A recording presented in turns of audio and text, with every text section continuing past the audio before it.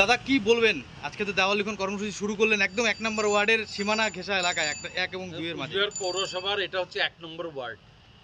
আর গতকালকে আপনারা জানেন যে আমাদের এখানকার যিনি প্রার্থী হয়েছেন মাননীয় নিশীথ প্রামাণিক, কেন্দ্রীয় স্বরাষ্ট্র প্রতিমন্ত্রী, আর স্বাভাবিকভাবেই আমাদের মধ্যে উৎসাহ উদ্দীপনা আপনারা কালকে অনেকেই লক্ষ্য করেছেন।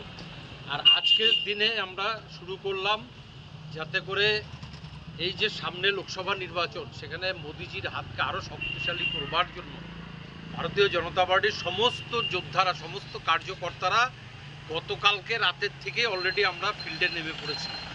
তারই সূচনা হিসাবে আজকে আমরা এখানেও 1 নম্বর ওয়ার্ড থেকে, পৌরসভার 1 নম্বর ওয়ার্ড থেকে দেয়াল লিখন শুরু করি।